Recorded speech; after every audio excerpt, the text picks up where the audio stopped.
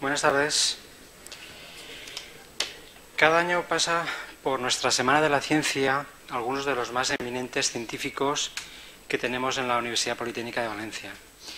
Y se ve que tuvimos buen ojo al invitarle, pues nuestro invitado de hoy, José Capmany, ha sido galardonado muy recientemente con el premio Rei Jaume I 2012 en Nuevas Tecnologías por un jurado formado por 22 premios Nobel. Este premio constituye sin duda un estímulo tanto para él como para su equipo de investigación por sus 15 años de trabajos continuados. Es el director del Instituto de Telecomunicaciones y Aplicaciones Multimedia ITEAM de la Universidad Politécnica de Valencia. Capmany está considerado como uno de los expertos más destacados en el ámbito de las comunicaciones ópticas a nivel internacional. Sus trabajos son un referente en el campo de la fotónica de microondas, cuyas aplicaciones abarcan áreas como las comunicaciones móviles y espaciales o comunicaciones de banda ancha.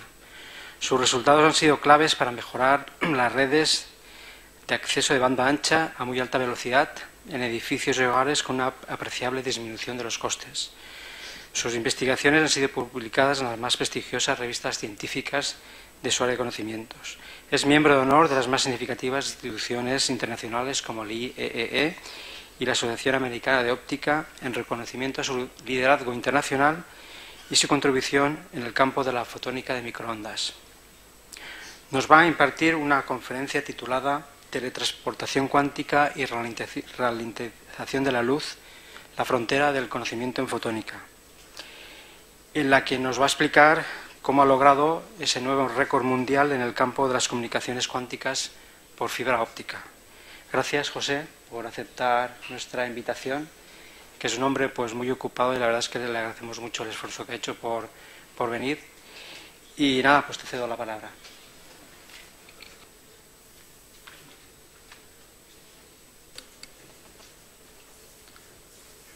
Muchas gracias. Lo primero de todo, ¿se me escucha bien desde el fondo? Bien, perfecto. Bueno, lo primero que quiero hacer es agradecer a los organizadores el que hayan tenido a bien pensar en mí e invitarme. Es un honor estar aquí porque, en primer lugar, estoy en mi misma universidad. Segundo, se me ha invitado dentro de un ciclo que es... bueno, no hay más que mirar el programa de conferenciantes. Como decía antes a Vicente,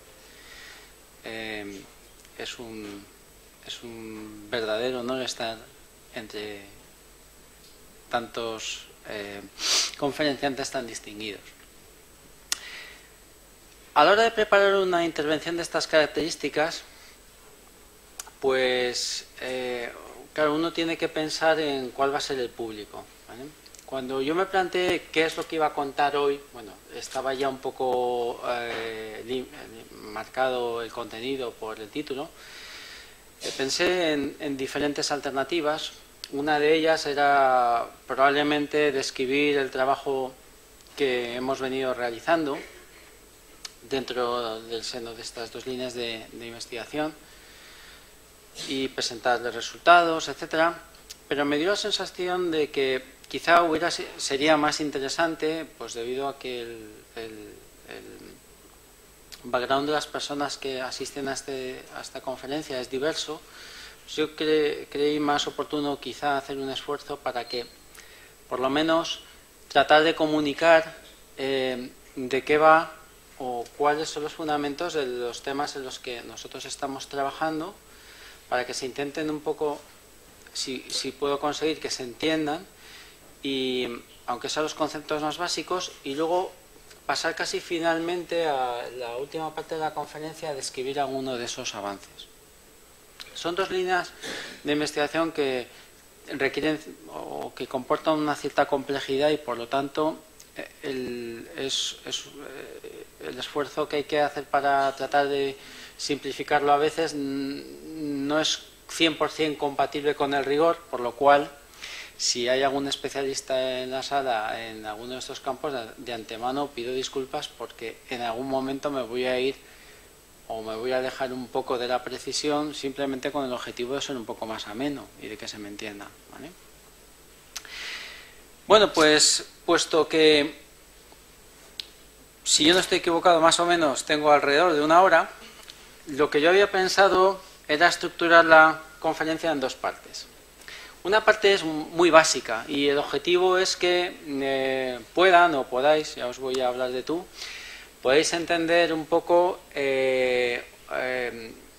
la segunda. La segunda es un poco más orientada hacia lo que es el título de esta conferencia, ¿no? Voy a hablar un poco a principio de lo que es la fotónica y sobre todo de lo que es la luz. La luz es algo que para nosotros es muy cotidiano, podemos percibirla en todo momento.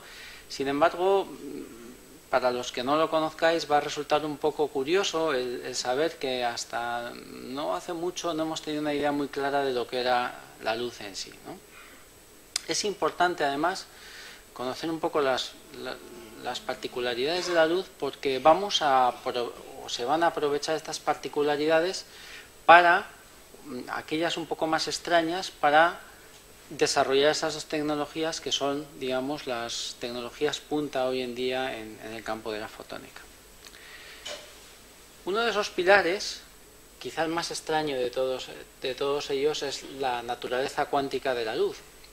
Cuando las personas oyen hablar del adjetivo cuántico, no solamente las personas de la calle normales, sino incluso hasta profesores, científicos, etcétera, a mucha gente se le ponen los pelos como escarpias, como vulgarmente se dice, ¿no? Porque es verdad, es una teoría que es hasta cierto punto contraintuitiva, pero no es necesario conocer alguno de esos aspectos, al menos en lo que atañe a la luz, para poder un poco comprender cuál es su naturaleza.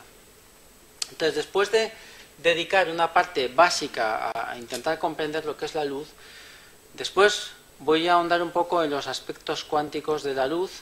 Siempre, no vais a ver en esta conferencia más que una única fórmula. Estoy obligado a ponerla para explicar una cosa que vendrá después, pero que es fácil de entender. Dedicaré unos 15 minutos después a describir algunos aspectos cuánticos que sustentan a alguna de las aplicaciones que voy a comentar después. Y finalmente voy a hablar precisamente de los 2 temas de la conferencia: la teletransportación y la ralentización de la luz. Voy a dedicar aproximadamente 15 minutos a la primera porque es un poquito más complicada y unos 10 a la segunda. Espero no pasarme de tiempo, pero bueno, estoy seguro de que si me paso,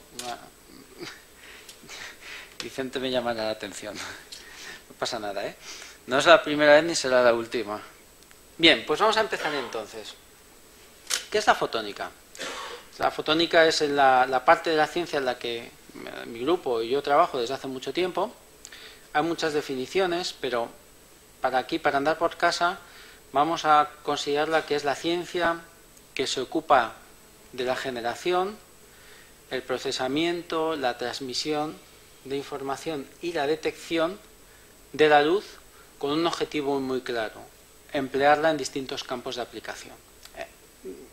Esta transparencia muestra una serie de ejemplos en los cuales la luz, campos de aplicación en los cuales la luz se emplea hoy en día, fotónica, desde las comunicaciones por fibra, la inspección de materiales, la monitorización de estructuras de obra civil como puentes,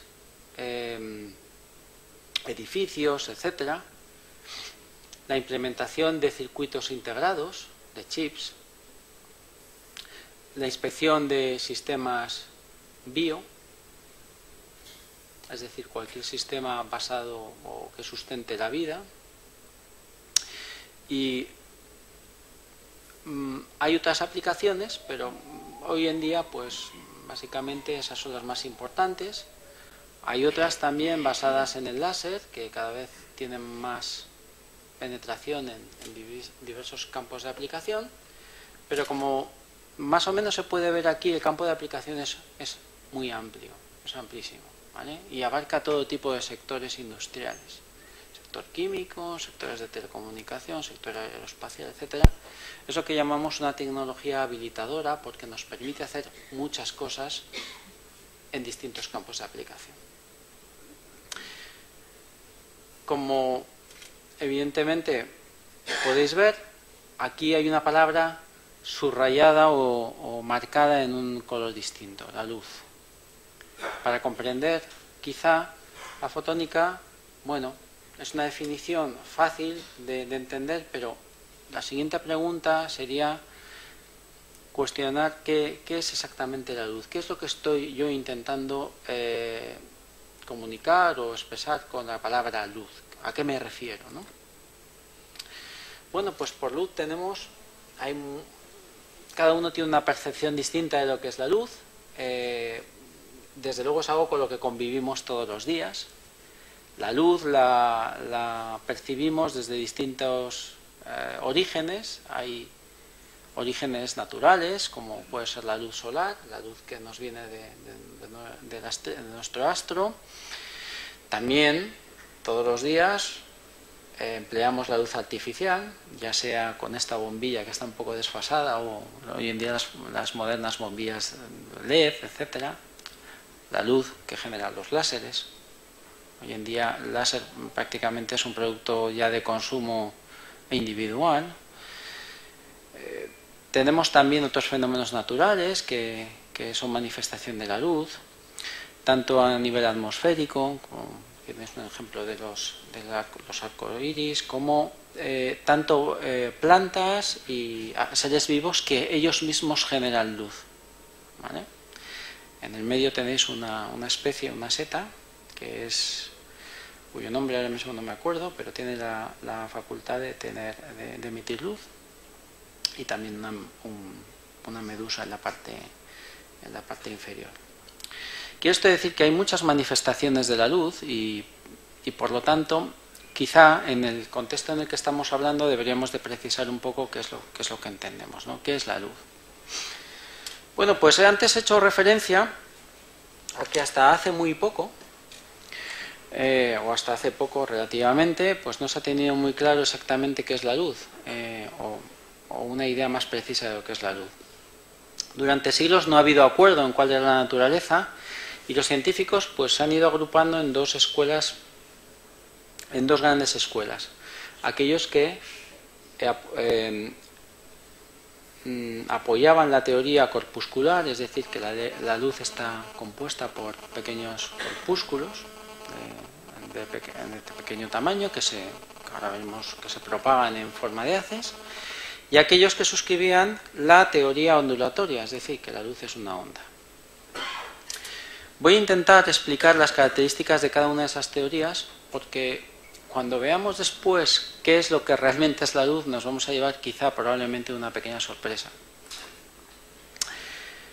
La primera teoría de la luz es una teoría corpuscular y el principal sustentador de esta teoría es nada más y nada menos que Isaac Newton. Newton pensaba efectivamente que la luz estaba formada por rayos o por haces en cuyo interior había partículas de luz. Él no los llegó a denominar de ninguna forma en particular, pero en principio él construyó un tratado de óptica basado en esta teoría, que explicaba la mayoría de los fenómenos que eran conocidos en su tiempo. Algunos de los que no explicaba tuvo la discreción de no airearlos demasiado, porque de momento no encontró ninguna explicación, pero los más comunes sí. La reflexión de la luz en un espejo, la refracción al pasar pues por ejemplo, del aire al agua, etc. Y también él preconizaba que al ser la luz un chorro o una de partículas, cada vez que pusiéramos una barrera, pues conseguiríamos hacer una sombra perfecta detrás de aquel objeto, en el cual, detrás del cual no podía haber o no podíamos tener luz de ninguna de las maneras. ¿Qué pegas tenía esa teoría? Pues las pegas empezaron a surgir enseguida. Empezaron a hacerse público una serie de experimentos por una serie de científicos cuya explicación no cuadraba con esa teoría. Estos experimentos dan lugar a una serie de fenómenos que son muy conocidos para los científicos que trabajamos en esta materia, pero que entonces pues se escapaban a esa explicación. Uno de ellos es la interferencia. La interferencia ocurre cuando hacemos pasar la luz, por ejemplo, por dos rendijas muy finas, como veis ahí, y en contra de lo que podría decir la teoría corpuscular, que es que si nosotros observamos qué es lo que hay en un plano situado detrás, tendríamos las sombras perfectas de esas dos rendijas y entre medias no tendríamos absolutamente nada, los resultados lo que expresaban o lo que mostraban era que aparecían zonas de oscuridad y zonas de luz intercaladas. Zonas de luz donde no debía de haber luz y zonas de oscuridad donde no debía de haber oscuridad. Eso hoy en día se sabe que es por un fenómeno que se llama interferencia, pero la teoría corpuscular no lo podía explicar. Relacionado con ese fenómeno también hay otro fenómeno que se llama la difracción. Si nosotros hacemos pasar la luz, por ejemplo, de un láser o de una fuente óptica por un agujero muy pequeñito en una pantalla opaca y vemos qué es lo que pasa en otra pantalla situada a una cierta distancia, de nuevo vemos que en vez de tener solamente la sombra de ese orificio, empezamos a tener como una zona de anillos concéntricos donde se van simultaneando anillos de luz y anillos de oscuridad. Anillos de oscuridad donde tenía que haber luz y anillos de luz donde tenía que haber oscuridad. También es un fenómeno de interferencia. Y el tercer fenómeno también es algo que en este caso algo a lo que estamos nosotros muy acostumbrados, que es la polarización. Nosotros como usuarios, pues seguro que muchos de vosotros habéis utilizado filtros polarizadores pues para la pantalla, para un monitor de ordenador, incluso en gafas, ¿vale? Son gafas que en principio vosotros las observáis, están formadas por cristal, parece que en teoría son transparentes, deberíamos de ver lo mismo, pero sin embargo, si comparáis lo que se ve a través de una gafa polarizada y una gafa no polarizada, podéis ver que lo que se observa se ve más o menos igual, pero la luz está mucho más atenuada, que es lo que veis aquí en la parte de abajo, ¿vale? Bien, esos fenómenos nos los explicaba la teoría corpuscular y evidentemente hubo una serie de científicos que abrazaron otra teoría, buscaron otra teoría para explicar la naturaleza de la luz. Pero claro, a ver quién era el que se enfrentaba a Isaac Newton en aquel momento, que ya en vida tuvo mucha reputación. Pues la segunda teoría es la teoría ondulatoria, que lo que preconiza es que la luz es una onda. Ahora explicaremos qué es lo que es una onda. Y su principal valedor es Christian Huygens, que fue un científico holandés. Este hombre era abogado y científico en sus tiempos libres, era científico de afición. Y menos mal que no estudió ciencia, porque para no haber estudiado ciencia está detrás de algunos de los resultados más sorprendentes de la física clásica, ¿no? Entonces, básicamente, lo que esta teoría dice es que la luz es como algo parecido a las ondas que vemos en el agua. Es una especie de perturbación que se va propagando a través del espacio y las ondas tienen una característica muy interesante que ya se conocía en la antigüedad y que bueno, más tarde se formalizó, y es que tienen la capacidad de interferir y a través de esa interferencia se explican esos resultados de las sombras a las que he hecho referencia anteriormente, las zonas de luz, las zonas de sombra, y también del fenómeno de la polarización al cual me referiré en un segundito. Vamos a ver un momento qué es lo que entendemos por onda. He hablado hace un momento de que era como una especie de perturbación, como cuando hay unas olas en un estanque o olas en el mar, etcétera, y precisamente a ese símil voy a hacer referencia porque es muy visual. todos tenemos un poco la idea de lo que es una onda, sepamos o no que se llama una onda. Y uno de los ejemplos más claros es el mar. Cuando el mar estamos observando la playa, vemos que hay una secuencia de olas, viene una, desaparece, pero al cabo de tiempo, si hay unas ciertas condiciones de viento, al cabo de un cierto tiempo viene otra, etcétera, etcétera. Estas dos fotografías me sirven muy bien para explicar dos conceptos o tres que son muy importantes con respecto a las ondas, ¿vale?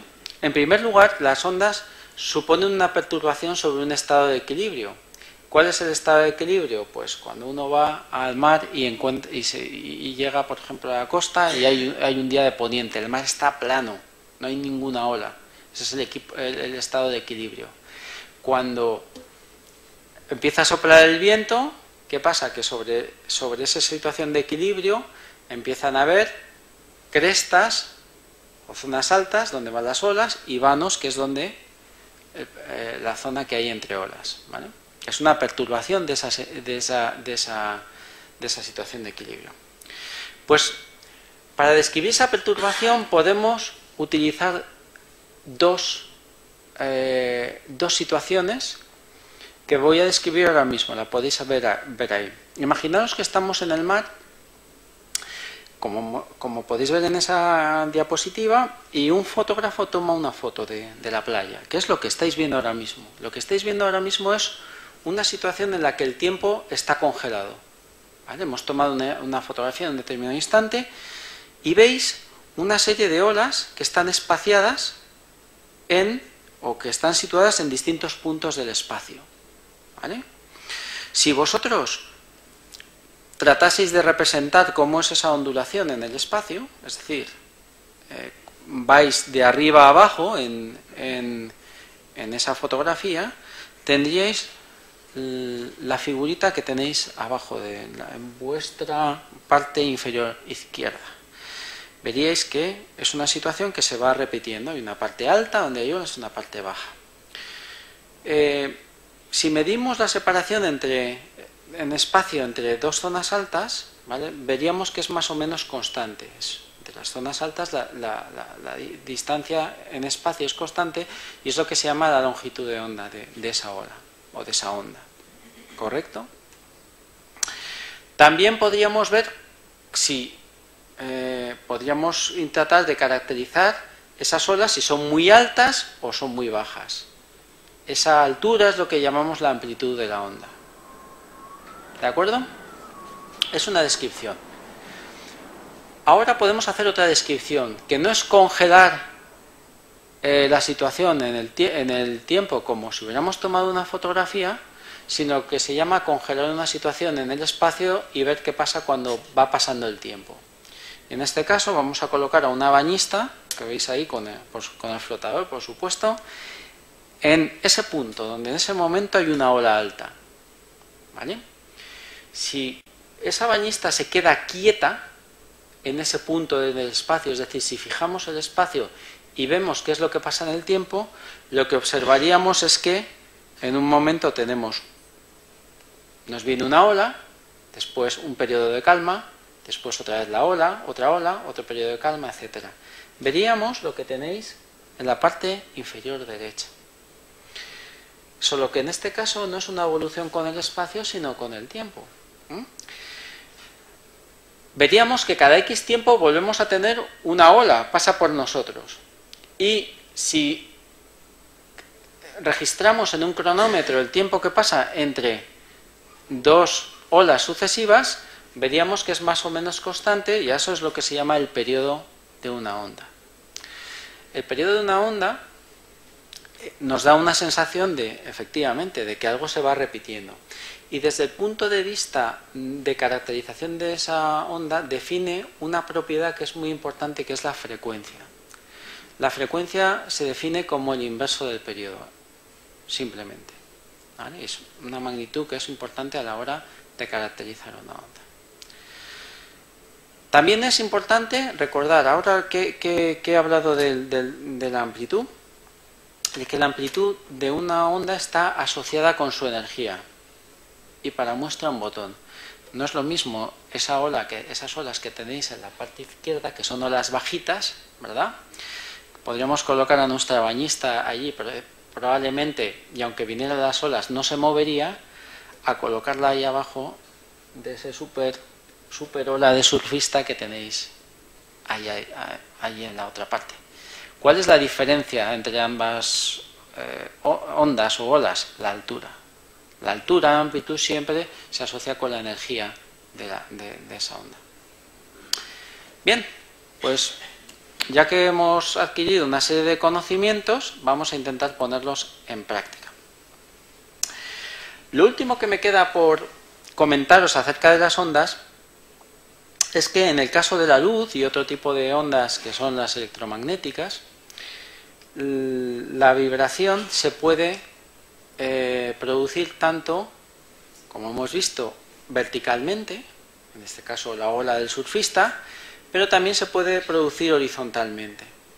Según la vibración sea en un sentido o en otro, hablamos de una polarización horizontal o una polarización horizontal o una polarización vertical. La teoría de las ondas predice que esas ondas pueden tener esas dos polarizaciones, pueden tener más, pero quedémonos con ese sencillo símil, ¿no? De tal manera que, ¿qué es lo que ocurre cuando tenemos unas gafas polarizadas? Cuando tenemos unas gafas polarizadas, lo que tenemos es una especie de filtro que nos bloquea una polarización y nos deja pasar otra. Las ondas, por ejemplo, que vibran, en el ejemplo que tenéis ahí, en vertical, se dejan pasar, mientras que las que están vibrando en horizontal no se dejan pasar. Por lo tanto, en la parte izquierda tenemos una cantidad de luz y en la parte derecha tenemos una cantidad menor porque hemos cortado el paso de una determinada dirección de vibración. Y así es como funcionan las gafas polarizadas, ¿vale? Vosotros cuando estáis recibiendo la luz del sol, en general os viene, vamos a decirlo así, que viene con dos polarizaciones y el cristal de la gafa polarizada posee un filtro que va a cortar una de las dos. La corta para que nos llegue menos intensidad al ojo y nos haga sufrir menos la visión. ¿Vale? Bueno, pues ese es el tercer efecto que explica la teoría de ondas. Explica la interferencia, explica la difracción y explica la polarización. ¿De acuerdo? Bien. Además, con el paso de los años se han hecho muchos experimentos y se ha llegado a adquirir un cierto conocimiento sobre las ondas. En principio, se sabe que la amplitud, la longitud de onda y la frecuencia, lo que os acabo de explicar hace un momentito, constituyen el DNI de una onda. ¿Y por qué una onda necesita un DNI? Podéis preguntaros. Pues necesita un DNI porque hay muchos tipos de ondas. Las ondas, la familia más extensa de las ondas son las llamadas ondas electromagnéticas y según su frecuencia y su longitud de onda pueden ser ondas de radio, ondas de microondas, de infrarrojo, ondas de luz, ondas que están en el visible, aquella radiación que podemos ver con nuestro ojo, ondas que podemos considerar ópticas pero que nuestro ojo no ve, como las infrarrojas y las ultravioletas, y otra serie de ondas que están más para arriba, los rayos gamma, etcétera, los rayos X. Para clasificar a cada una de esas familias, ¿vale?, utilizamos la longitud de onda o la frecuencia. Se ha llegado a saber que en realidad no son dos características independientes, sino que están ligadas por una expresión muy sencilla que veis ahí, que dice lo siguiente: para cualquier onda, si yo sé su longitud de onda y sé su frecuencia, es decir, cómo varía en el espacio y cómo varía en el tiempo, y las multiplico, resulta que siempre me da una misma cantidad. Una cantidad extraña que voy a llamar C, de momento. Luego la presentaré. ¿Vale? Yo voy a ir después, poco a poco, recordando cosas.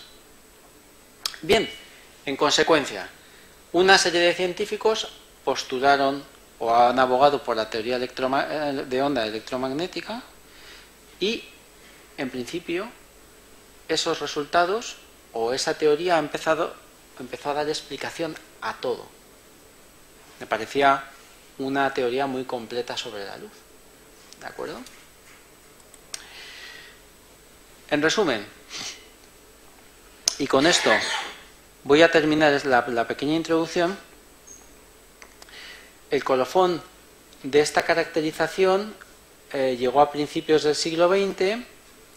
Un poco antes, se sabía que este tipo de ondas viajan a una velocidad elevadísima. De hecho, años más tarde, Albert Einstein demostró que estas ondas viajan a una velocidad que se llama la velocidad de la luz, que es esa letra C que acabo de poneros en la transparencia anterior. Su velocidad depende un poco de dónde o por dónde se esté propagando la luz. El valor más conocido, que yo creo que aparece en muchos sitios, la velocidad de la luz, 300.000 kilómetros por segundo, más o menos, es esa, pero en el vacío. Es una velocidad tremenda porque, de hecho, para que os hagáis una idea, eso hace que la radiación del Sol llegue a la Tierra en alrededor de unos 8 minutos y el Sol está a más de 150 millones de kilómetros de aquí. Si en vez de estar en el vacío, está dentro del medio material, de un medio material se puede medir la velocidad de la luz y se encuentra que dependiendo del material es un valor un poco más pequeño. Es ese valor de C, pero dividido por una cantidad, ¿vale? Esa cantidad es una especie también de DNI del material y se llama su índice de refracción. Explicaré luego por qué viene o por qué en un material, es decir, fuera del vacío, la luz tiene una velocidad un poco más baja o bastante más baja, ¿vale? Pero que nos quede claro que donde más rápido viaja es en el vacío. En el aire también viaja muy rápido porque es un medio muy tenue en general. En definitiva, hacia finales del siglo XIX, la percepción general era que la teoría que explicaba el origen y la naturaleza de la luz era la teoría de la ondulatoria, y se sabía que la velocidad, que la luz viajaba a una cierta velocidad que en principio se había demostrado después, pocos años después, que no podía superarse. ¿De acuerdo? Todo eso fue muy bien hasta que ocurrió algo, ¿vale? Antes de explicaros eso, me vais a permitir que recuerde o a lo mejor instruya un poco sobre un concepto de matemáticas que vamos a necesitar. Vamos a volver un poco a la escuela y vamos a tratar el tema de lo que yo llamo divisiones peculiares. Bueno, cuando nosotros dividimos un número por otro, lo solemos poner en una fracción. Esto nos lo enseñaron en el colegio, ¿vale? Imaginaros que yo tengo una fracción donde voy haciendo el numerador cada vez más pequeño. El denominador, perdón, el numerador no lo voy a tocar, lo voy a dejar con valor 1. Y entonces empiezo y digo 1 entre 1, 1, ¿vale? Esa es de las fáciles. 1 entre 0,5, 2. 1 entre 0,05, 20. Conforme voy haciendo el denominador más pequeño, el resultado de la fracción se me hace más grande. Si hago que el denominador sea tan pequeño que prácticamente sea muy cerquita de cero, o muy cercano a cero, el resultado de esa fracción me va a dar un número tan grande que los matemáticos lo asimilan a infinito, ¿vale? Hablan con más propiedad de lo que yo estoy haciendo ahora, pero es para que nos entendamos. Lo que quiero, en resumidas cuentas, decir es que si tenemos una división entre cualquier número que no sea 0 y 0, podemos decir que esa división el resultado es infinito, es un número enorme, muy grande. Tan grande como queramos. Vamos a ver ahora el otro polo opuesto. Una fracción en la que el numerador es 0 y el denominador puede ser cualquier número con tal de que sea distinto de 0. La división es muy fácil, esa sí que es fácil de entender. Cuando no hay nada que dividir, toco a 0, seamos los que seamos, ¿vale? Por lo tanto, ahí no hay discusión. ¿Qué pasa cuando intentamos poner esos dos casos que hemos separado? ¿Qué pasa cuando tengo 0 partido por 0? O algo muy cerquita de 0, arbitrariamente cerca de 0, dividido por algo muy cerca de, también muy arbitrariamente cerca de 0. A los matemáticos les gusta decir el cociente entre A y B cuando A tiende a 0 y B tiende a 0 a la vez. Ahí hay un error, que es que el denominador tendríamos que poner si B tiende a 0, ¿vale? Casos que lo vi el otro día, pero como me han dado ocupado, pues no lo he corregido. Pues resulta que esa división nos puede dar tres opciones. Puede ser 0 si resulta que A tiende a 0 más rápido que B. Puede ser infinito si B tiende a 0 más rápido que A. Pero si A y B tienden más o menos igual a 0 con la misma rapidez, entonces me puede dar como el cociente un número 1, 2, cualquier número. No tiene que ser ni 0 ni infinito, puede ser un número fijo, ¿vale? Número n, puesto así. ¿Vale? Bien. Lo dejo de momento para refrescarlo ahora dentro de un momentito. Había dicho, voy a mirar el tiempo porque tampoco quiero... Bien. Había dicho que a finales del siglo XIX parecía que todo estaba bastante claro, hasta que algo ocurrió. ¿Qué es lo que ocurrió? Pues a finales del siglo XIX había una serie de experimentos en termodinámica que no tienen nada que ver en principio con la óptica, que no cuadraban o cuya explicación era difícil o imposible con el conocimiento del que se disponía entonces. Para explicar este tipo de resultados, un físico alemán, Max Planck, que es muy famoso, por supuesto, tuvo que al final formular una hipótesis que era la siguiente, que es la que tenéis ahí, que no podemos emitir o no se puede emitir ni absorber radiación, es decir, ondas, de forma continua, sino en forma de determinados en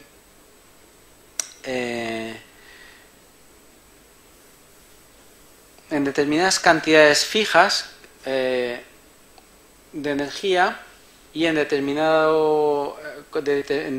forma que se llama cuanto, y él le dio el nombre de cuanto, y esos cuantos, o entre comillas, podemos pensar en partículas, si queréis ver así, en pequeñas unidades, no podían tener cualquier energía, sino que si estábamos hablando de una onda de frecuencia f, esa energía tenía que ser proporcional a esa frecuencia. Y esa constante de proporcionalidad hoy en día se llama constante de Planck, se le da el nombre de h en su honor. Es una constante extremadamente pequeña.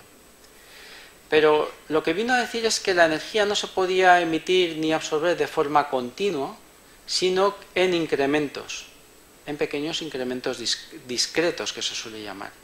Y eso constituye una revolución radical en la forma en la que se veía hasta entonces la física. ¿Qué viene a decirnos para que lo podamos entender todo el mundo? Imaginaros la fotografía de abajo. Esto quiere decir que no podríamos tener olas desde esa altura tan pequeñita que hemos visto en nuestra fotografía anterior hasta ese tamaño tan grande. No podríamos tener cualquier tipo de altura entre esa y la que veis aquí, sino que las alturas estarían en saltos, es como ir en escalones, ¿vale? Es decir, no puedes tener una ola de amplitud 1, otra de 1,0001, 1,000, todo de forma continua, ir pasando desde una ola de 1 metro hasta una ola de 15 metros. No, es como si nos dijeran, solo puedes ir en saltos de medio metro, de 1, de 1,5, de 2, de 2,5, etc. Claro, eso era completamente contraintuitivo. Se puede explicar imaginándonos que la luz, por ejemplo, o la radiación, pero en este caso vamos a hablar de la luz, estuviese compuesta por esas pequeñas partículas o cuantos, de manera que fuera en una tubería o en un haz, como decía Newton, y dentro de ese haz hubiera partículas, ¿vale? De tal manera que la forma de pasar de un estado o de una cantidad de energía a otra en la que ha habido un salto de esa cantidad HF es simplemente añadir una partícula más. Si os dais cuenta, en la parte de arriba hay 9 partículas y en la parte de abajo hay 10. La diferencia entre ambos es solamente una unidad.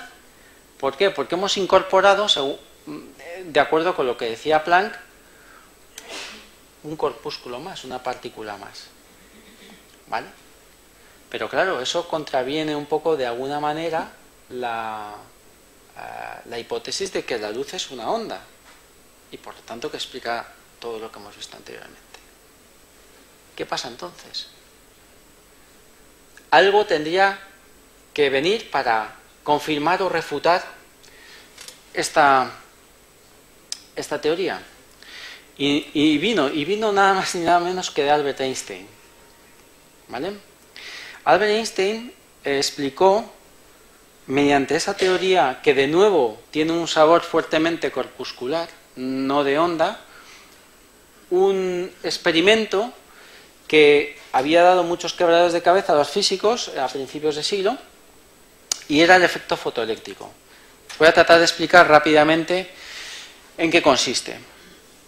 Consisten en iluminar un tubo de vacío en el cual hay dos electrodos, uno que hace de cátodo y otro que hace de ánodo, de manera que cuando se hacía incidir la luz, se observaba que si esa luz era de una determinada frecuencia o longitud de onda, no se recogían electrones en el circuito externo. Sin embargo, cuando se cambiaba el color de la luz, de repente empezaban a aparecer electrones, ¿vale? Empezaba a leerse una corriente por el circuito externo. Y eso era porque la luz era capaz de comunicar una energía suficiente a los electrones que había en el cátodo, de tal manera que los conseguía despegar y, como dentro del tubo había una fuerza que los atraía hacia el ánodo, salían disparados y se recogían como una corriente. Para explicar este fenómeno, él lo que dijo es lo siguiente: bueno, la explicación es muy fácil, la teoría de Planck es correcta, y entonces lo que ocurre es que cuando yo tengo, por ejemplo, radiación del color que veis aquí abajo, rojo, ¿vale? Cuando viene una partícula de luz, esa partícula de luz le comunica una energía al electrón que está en el cátodo, ¿vale? Pero no le da la suficiente energía como para poder escapar del material. Es decir, es como si le diera un empujón para saltar una valla insuficiente. ¿Qué pasa al electrón? Pues vuelve a caer, ¿vale? Cuando se aumenta la energía, cuando se aumenta la luz, la frecuencia de la luz, se aumenta la energía de ese cuanto, ¿vale? de esa partícula de luz, y entonces, por ejemplo, en el caso verde, ya sí que tenemos energía suficiente como para hacer que el electrón salte la pared, ¿vale? Y si todavía utilizamos una luz más energética, lo subimos todavía más. Esa diferencia que hay entre el final de la flechita y el nivel de energía o la altura de la pared, lo que se hace es se gasta en darle velocidad al electrón. Una vez que se ha liberado, se le da velocidad. los electrones que escapan después de incidir el fotón verde tienen menos velocidad que los que tienen al incidir el fotón azul. Es más, también explicó una cosa muy curiosa. Os he dicho anteriormente que la altura de una onda estaba relacionada con su energía, ¿vale? Desde el punto de vista clásico. Una de las cosas más curiosas es que incluso cogiendo radiación de color rojo, aunque aumentásemos mucho la energía, el número de fotones, ¿vale? Esa radiación, es decir, aunque aumentásemos mucho el equivalente a la altura de la onda, era incapaz de arrancar electrones. Y por lo tanto, ¿qué quiere decir? Que la teoría de ondas fallaba. Entonces, estábamos de nuevo en una situación, toda esta situación, 400 años de estudios para volver otra vez al mismo punto de salida, ¿vale? Bueno, afortunadamente eso no ha sido así.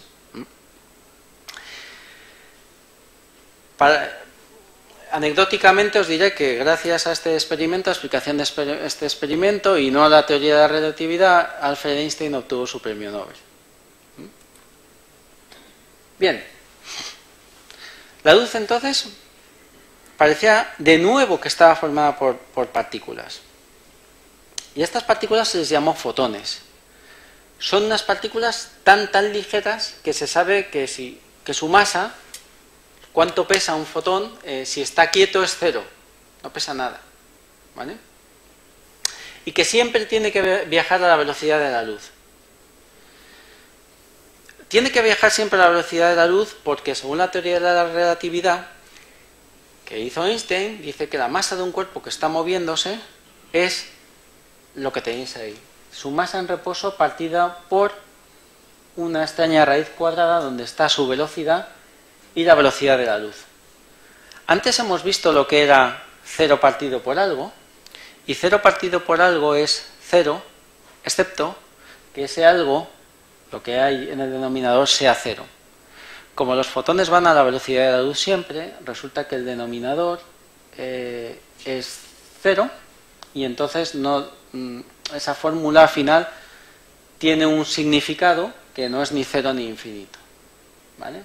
Siempre ha de estar en movimiento, siempre, los fotones siempre han de estar en movimiento, no se pueden parar, y eso es una ventaja para algunas cosas y un inconveniente para otros. Bien, y aquí viene quizá lo más chocante de todos. Bueno, pues se pensó, vale, ¿qué pasa? Al final vamos a pensar que la luz está formada de nuevo por partículas. Y vamos a repetir el experimento ese de las dos rendijas, de tal manera que yo voy a ir lanzando un fotón cada vez. Una vez, después otro, después otro, después otro, durante un intervalo de tiempo muy largo. Y voy a observar qué es lo que aparece en la pantalla de detrás. Bueno, pues lo que aparece en la pantalla de detrás es el mismo patrón de interferencia que aparece si estuviéramos enviando una onda. ¿Qué quiere esto decir al final? Que el fotón es las dos cosas, la luz son las dos cosas, son partículas y ondas. Son las dos cosas a la vez, son las dos caras de la misma moneda y en estado normal vemos una manifestación con más facilidad que otra, pero intrínsecamente hablando son las dos, la luz es las dos cosas a la vez. ¿Correcto? Bueno, pues con esto hemos concluido una parte muy importante. Voy un pelín retrasado, pero voy a intentar coger un poco,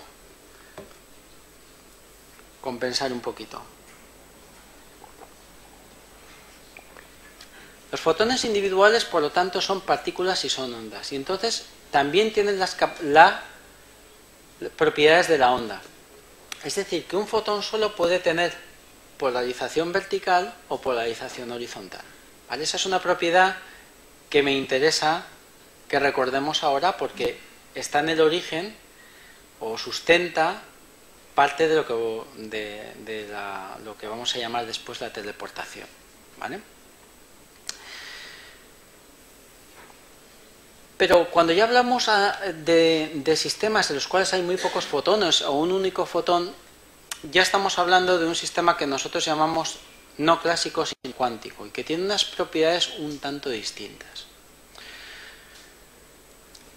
Hoy en día estamos acostumbrados, pues somos todos usuarios de tecnologías de información y, bueno, alguna vez, aunque haya sido en algún documental, hemos oído hablar de los bits, del bit 0, el bit 1, que muchas de nuestras computadoras se basan en circuitos electrónicos que trabajan bajo la suposición de que un sistema puede estar en dos estados, el estado que llamamos 0 y el estado que llamamos 1.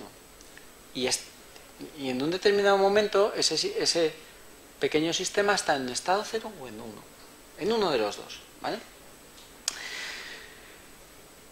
En los sistemas cuánticos se da un fenómeno o una situación que es muy difícil de explicar y de entender desde el punto de vista natural y cotidiano, que es que un sistema puede estar en un estado que llamamos de superposición o superpuesto. Lo voy a intentar explicar con esa propiedad que hemos llamado polarización. Podemos tener un fotón en un estado de polarización vertical o bien en un estado de polarización horizontal y podríamos asimilarlo a los dos estados posibles de un bit. Pero es que resulta que cuánticamente también podemos tenerlo en un estado de superposición o compuesto, que he dibujado ahí.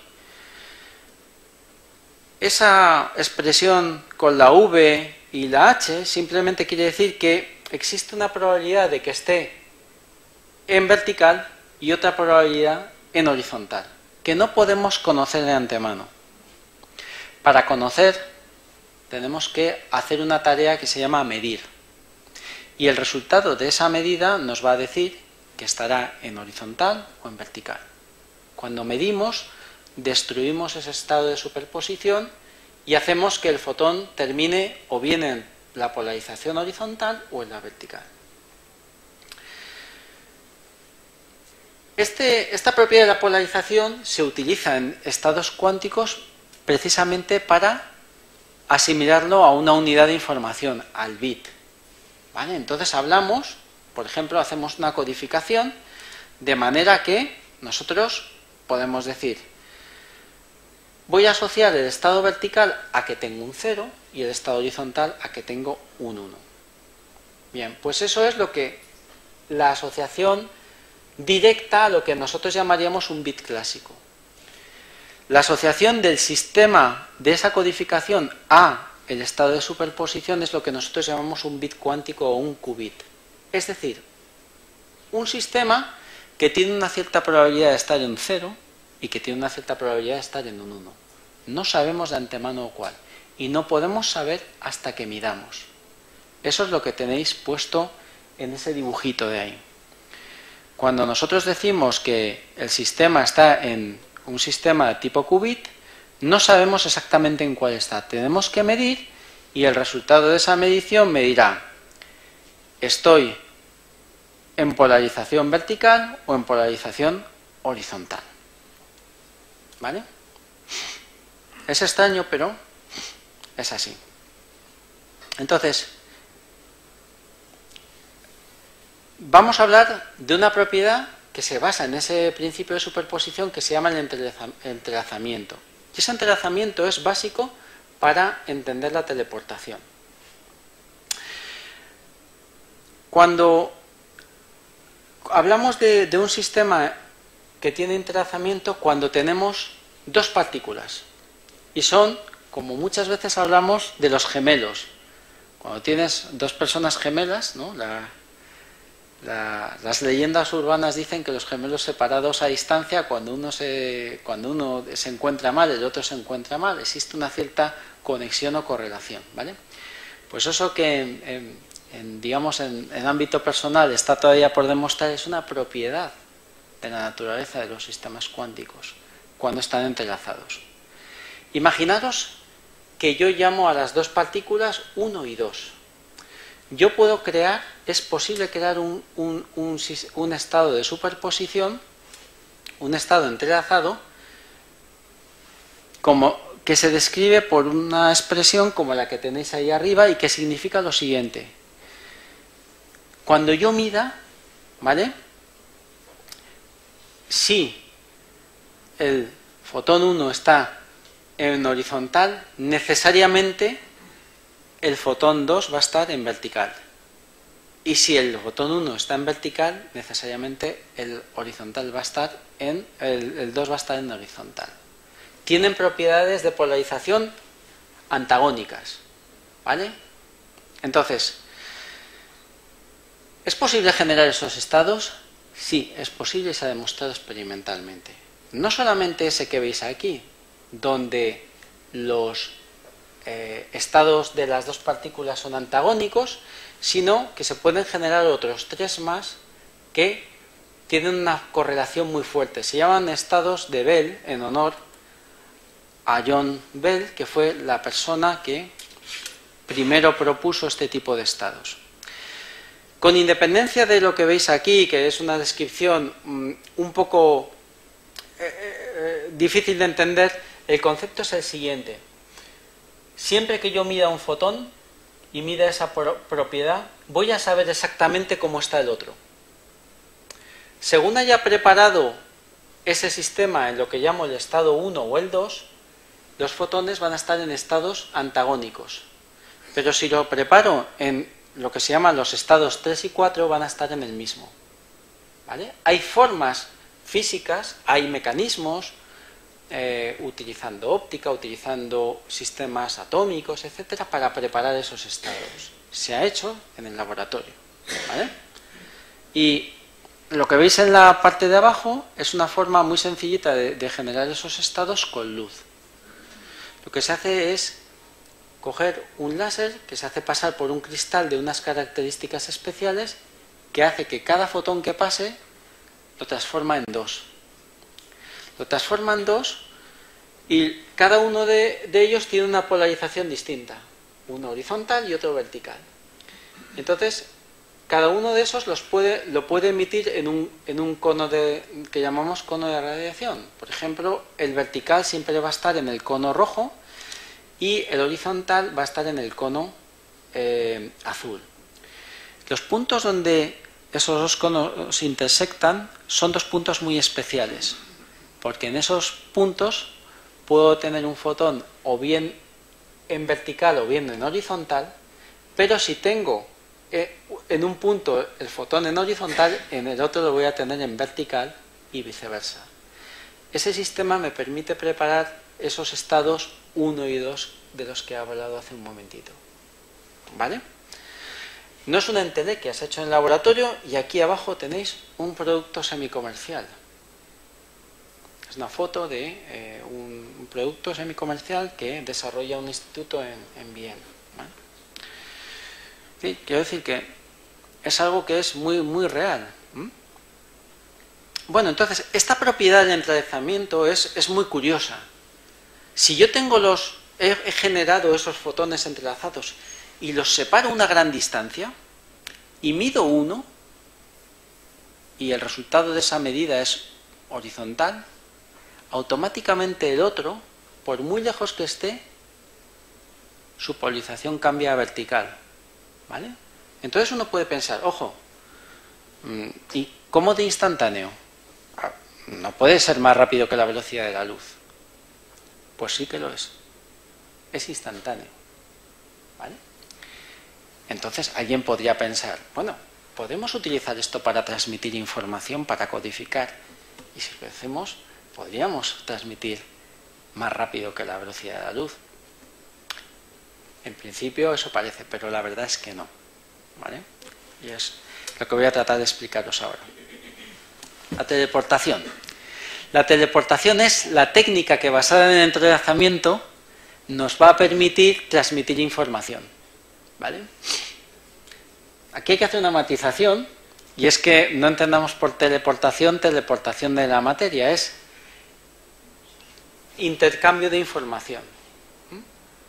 Digo porque por ahí circulan muchas cosas en la prensa sobre lo que es la teleportación, y si ya enseguida vamos a poder teleportar como estos señores, que son bastante conocidos, ¿no? No se trata de transportar materia entre dos puntos muy arbitrariamente lejanos, sino de transmitir información de forma instantánea con asterisco, ¿vale? ¿Cómo funciona esto? Tranquilidad. Voy a intentar explicarlo rápidamente porque ya sé que no me queda mucho tiempo. De hecho, mi cronómetro dice que me quedan alrededor de unos 5 minutos. Pero pensad en lo siguiente. En una transmisión de información vamos a pensar en dos usuarios que quieren comunicarse. Tradicionalmente en este gremio los llamamos Alice y Bob, ¿vale? Entonces, lo que la teletransportación o teleportación funciona de la siguiente manera. Necesitamos una fuente que nos genere fotones entrelazados. Eso que acabo de hablar ahora. Uno de esos 4 estados, ¿vale?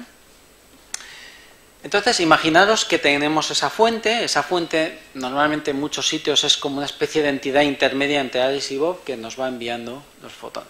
Bueno, disponemos de parejas de fotones, ¿vale? Y queremos enviar información, Alice, por ejemplo, quiere enviar información a Bob.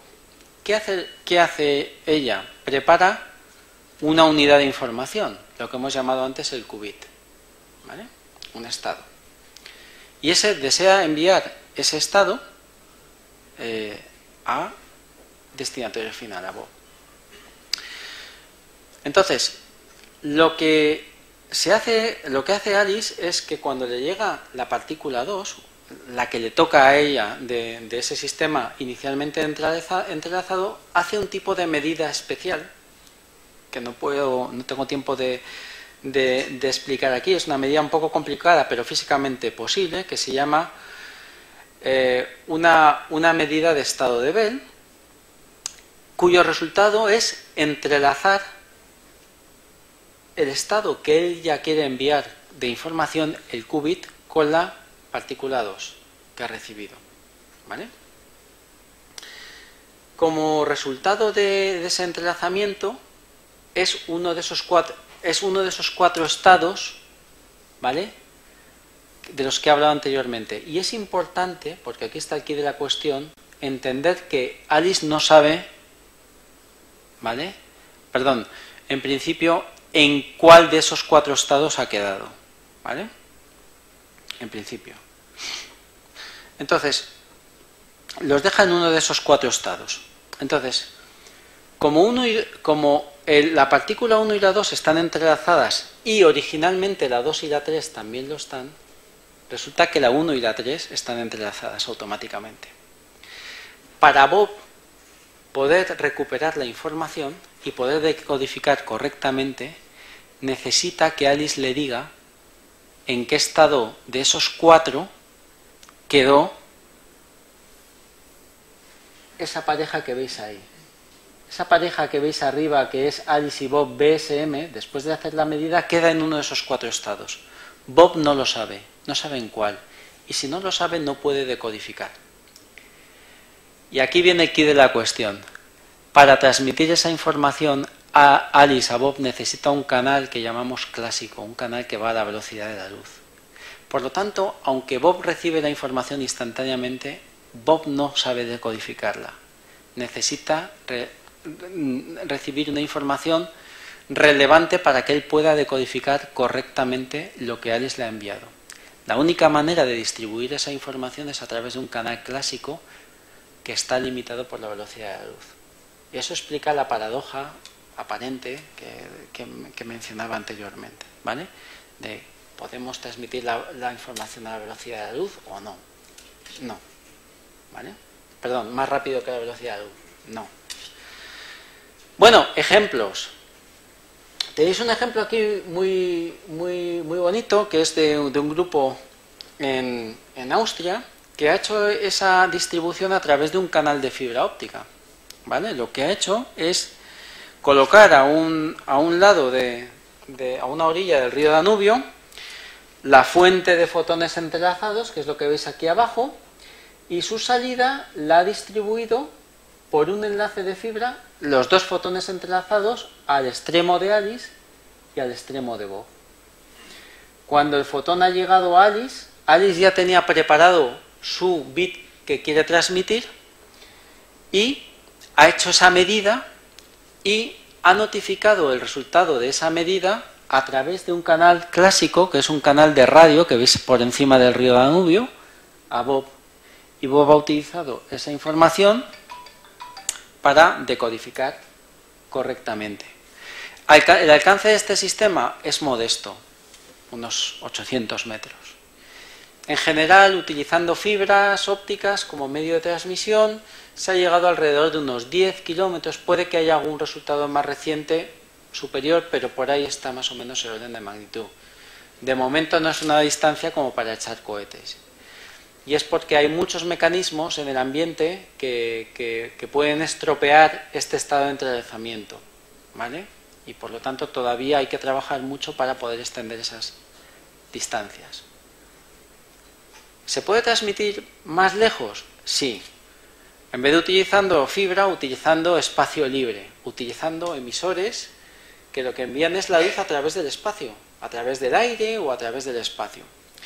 Y este resultado creo que actualmente es el récord del mundo. Está realizado el experimento entre la isla de Tenerife y La Palma, son 143 o 144 según se consulte una fuente u otra, pero está basado exactamente en el mismo concepto que he explicado anteriormente.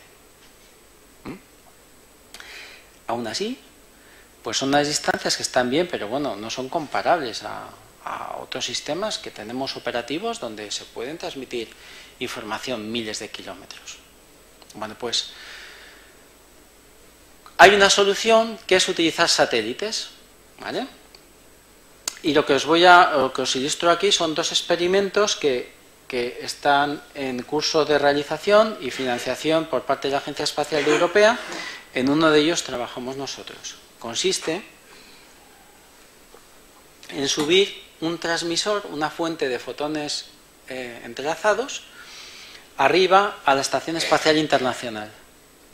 Esa Estación Espacial Internacional, como sabéis, va orbitando en no mucha altura, alrededor de la Tierra, y entonces lo que se puede utilizar es el hecho de que al estar esa estación muy alta, a bastante distancia, esos dos haces que se emiten con los fotones entrelazados, cuando llegan a la Tierra se pueden utilizar para distribuir fotones entrelazados a dos estaciones que estén muy lejos.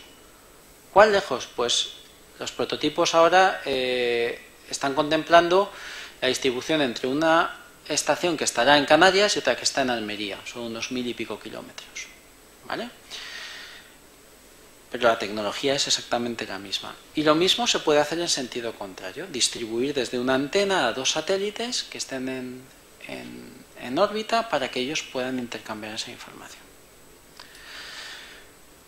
Si puedo utilizar 5 minutos más, voy a hablar de la última parte, de la ralentización de la luz.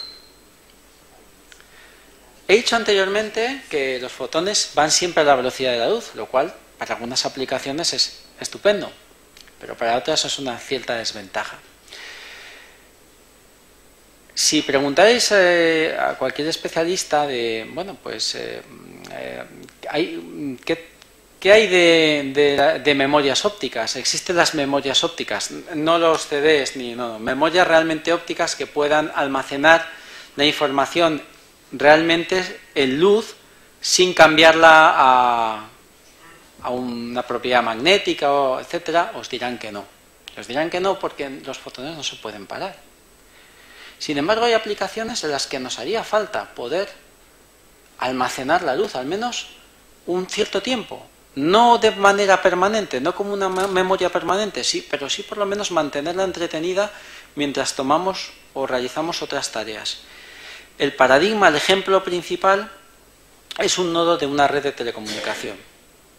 Normalmente nuestras redes hoy en día son de fibra óptica, ¿vale?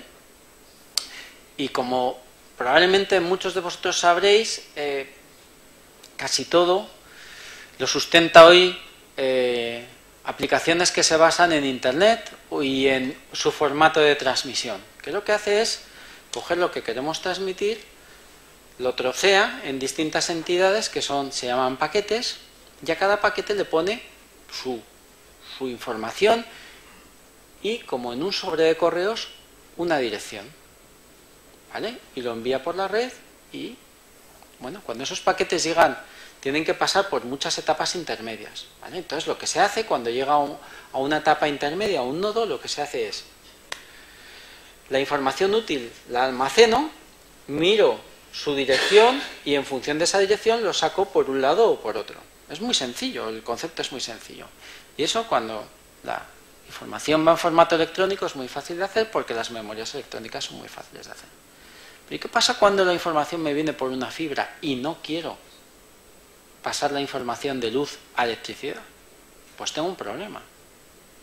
Porque ¿qué hago con la información mientras estoy mirando la dirección de ese paquete y decido por dónde lo envío? No la puedo almacenar. La tengo que ralentizar. Tengo que hacer que de alguna manera tener entretenida la luz en un medio sin que pierda energía, porque si pierde energía pierdo toda la información, de tal manera que yo pueda tomar mis decisiones y cuando ya he tomado la decisión libero la parte de luz que la tengo por ahí almacenada, de alguna manera, o dando vueltas, nunca parada, y la envío por donde la tengo que enviar. Pues precisamente en eso consisten las técnicas de ralentización de la luz. Consisten, a ver si funciona este vídeo. Esto era un vídeo, pero veo que me parece que no va a ir. Consiste en hacer pasar la luz por un medio donde su velocidad, pese a ser la más rápida que se puede tener en ese medio, sea muy pequeña o pequeña en comparación con el medio del cual proviene, el vacío, una fibra óptica o lo que sea. ¿Bien? Con eso, ¿qué es lo que necesito hacer? ¿Os acordáis de una transparencia de la que hemos visto anteriormente? Que hablábamos de la velocidad c y en un medio la c con el asterisco, que era esa c partido por esa propiedad de un medio que se llama el índice de refracción. Pues tenemos que diseñar medios que tengan un índice de refracción arbitrariamente alto, porque entonces su velocidad es pequeña en comparación con la del vacío. Y para eso hay muchas técnicas.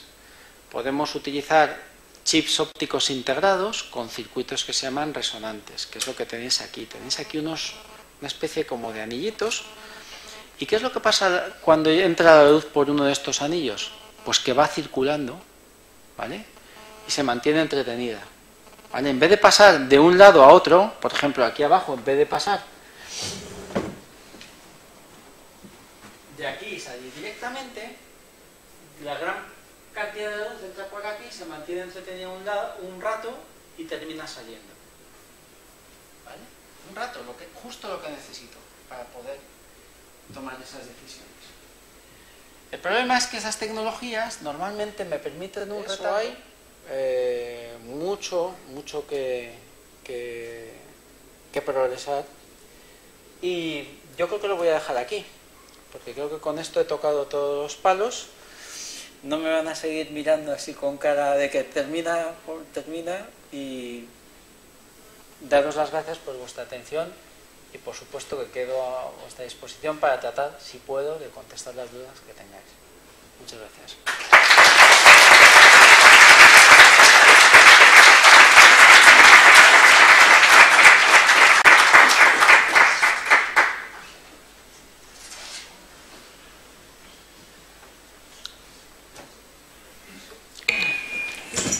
Pues muchas gracias, José. La verdad es que... Perdón. No sé si soy yo. Sí, soy yo.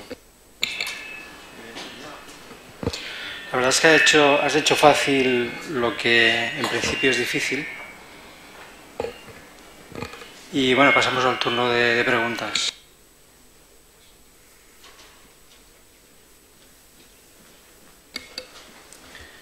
Sí, hola. Yo he estudiado Derecho, entonces se me notará enseguida que estamos preparados para cualquier cosa, como hemos visto antes. Como judíos. En todo el tiempo no has mencionado las palabras esas de principio y de incertidumbre, pero supongo que estaba ahí, ¿no? ¿O no? Hay, Sí, subyace en alguna de las cosas de las que he hablado, sobre todo en los conceptos de probabilidad, ¿vale? Pero efectivamente, cuando nosotros medimos, la incertidumbre se manifiesta en lo siguiente. Yo he dicho que cuando tenemos un estado de entrelazamiento, si yo mido una propiedad de un fotón y me sale que es vertical, el otro me va a salir horizontal. Esto ocurre en un número elevado de ocasiones, pero no siempre, ¿vale? De hecho, el argumento que subyace detrás de esto es muy filosófico porque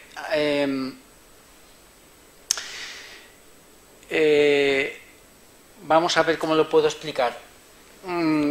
Es muy contraintuitivo que uno pueda cambiar la propiedad de algo y automáticamente se cambie la misma propiedad de algo que puede estar a millones de kilómetros, instantáneamente. ¿Vale? Einstein era una persona que, pese a haber demostrado o haber explicado el efecto fotoeléctrico con la teoría de los cuantos, no se llegó a creer algunos aspectos de la teoría cuántica, y entre ellos ese aspecto que es lo que los físicos llaman la no localidad, la propiedad de no localidad, que quiere decir que tú puedes tener una acción instantánea a distancia y no hace falta que se tarde un tiempo en propagar, ¿vale? Entonces, Einstein, junto con otros dos investigadores, publicó un artículo completamente teórico en el que lo que venía a decir es que la mecánica cuántica, es decir, todo el cuerpo de doctrina, era incompleto.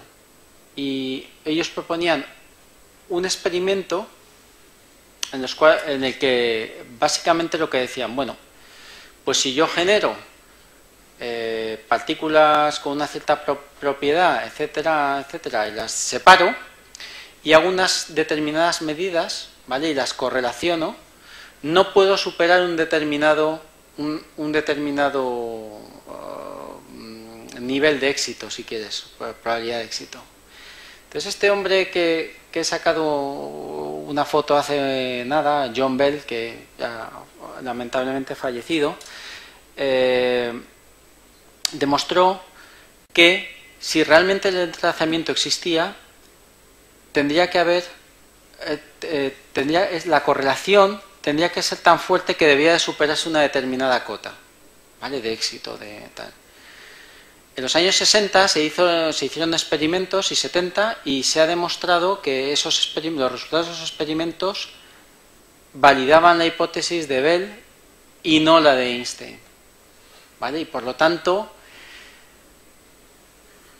es al final un triunfo de la interpretación o de alguna manera lo que quiere decir es que la teoría cuántica es correcta. Aun siendo correcta o siendo más completa, no siempre garantiza el 100%, es decir, porque hay una determinada incertidumbre. Pero el entrelazamiento hace que la correlación que exista sea de tal fortaleza que tengamos garantizado una determinada probabilidad de éxito, lo suficiente para poder manipular esos sistemas siempre y cuando no haya otras cosas que lo fastidien. De las cuales no he hablado, pero alguien me puede preguntar.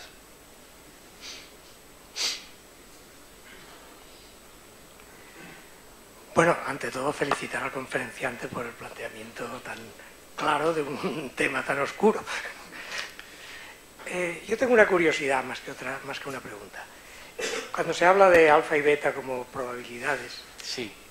¿Alfa más beta es igual a 1 o es alfa cuadrado más beta cuadrado? Alfa cuadrado más beta cuadrado. Entonces alfa más beta no es igual a 1. No. ¿Radica quizá ahí ese grado de incertidumbre? Sí, más o menos ahí hay una cierta conexión. Pero incluso a la hora de medir, donde juega o entra a jugar parte del alfa cuadrado y el beta cuadrado, el hecho de que podamos tener situaciones intermedias en las que ninguno de los dos es 1, ninguno de los dos mismos al cuadrado, ya añade esa incertidumbre. Yo mido y no sé lo que voy a... Yo sé que con una cierta probabilidad puedo obtener ese resultado, pero yo no sé con certeza el que voy a obtener.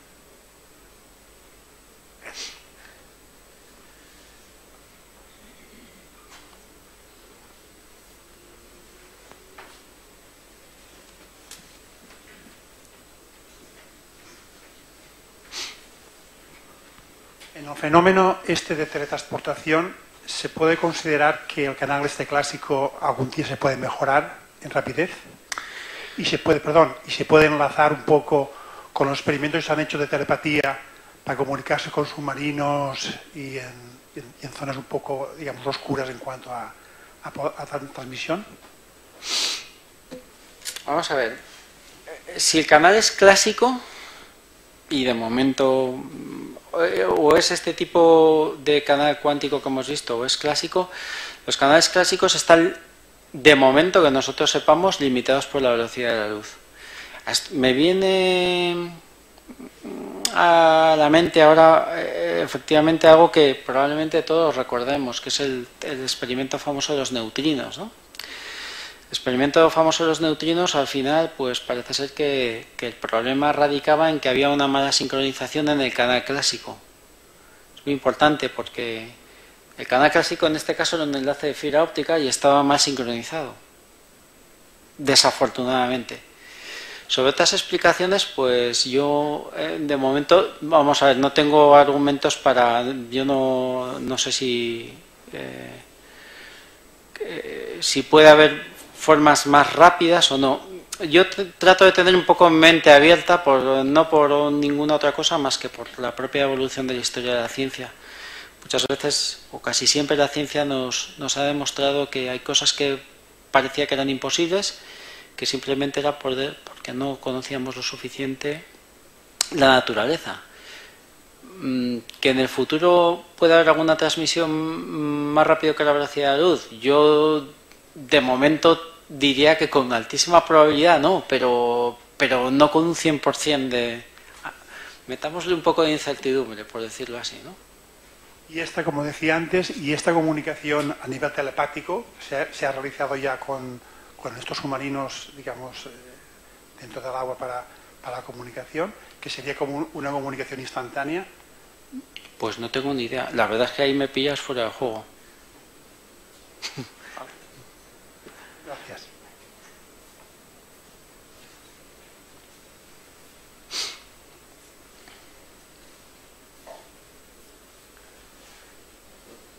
Sí, claro. Si Alice y Bob ven los fotones entrelazados a la vez, ¿podría dar el caso? ¿Y qué pasaría? ¿Podrían los dos ver dos situaciones que los dos sean polarización vertical a la vez? Sí, claro, sí, porque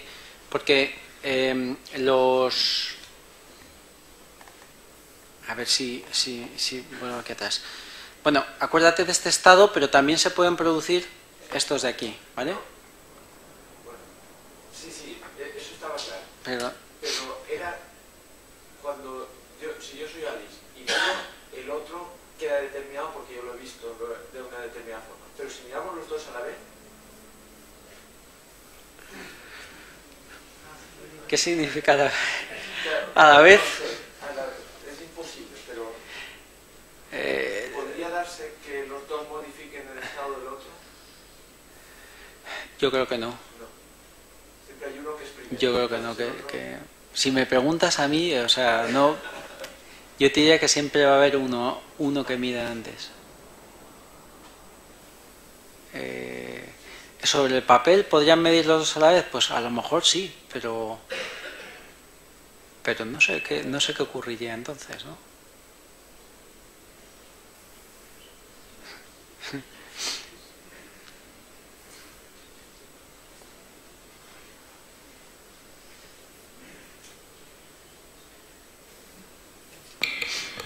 ¿Alguna pregunta más? ¿Alguna cosa que no haya quedado clara? Sé que el tema es complicado. Yo he intentado hacerlo lo más ameno posible, pero es complejo, es muy complejo. No es como explicar algunas otras cosas más clásicas, ¿no?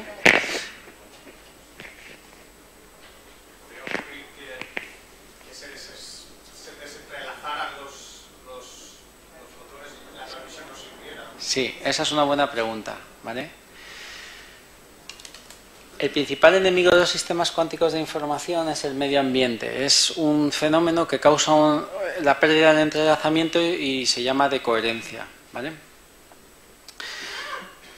Eso hace que en entornos de laboratorio, o en experimentos de laboratorio, los entornos tengan que estar muy, muy controlados, porque, digamos, el espacio exterior tiende a corromper el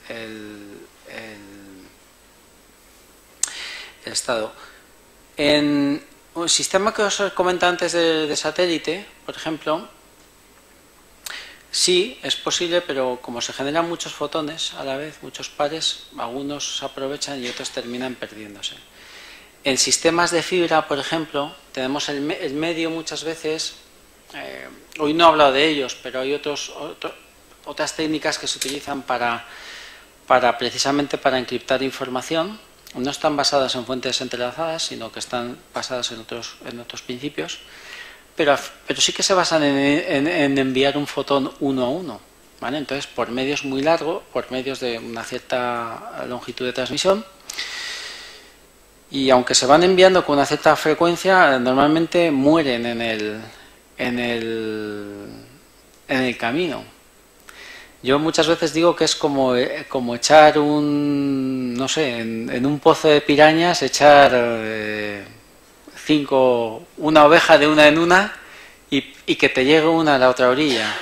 Pues por muy pocas que lleguen, eso se utiliza para transmitir información, sobre todo para encriptar, para codificar, ¿vale?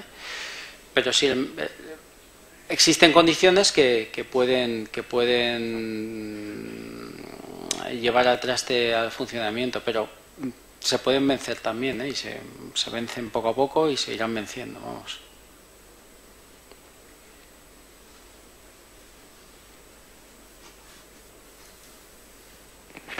Bueno, pues si no hay más preguntas, sí que quisiera que le diésemos un aplauso y también pues para felicitarlo por su reciente premio Jaume I de investigación. Así que un aplauso para José Manuel.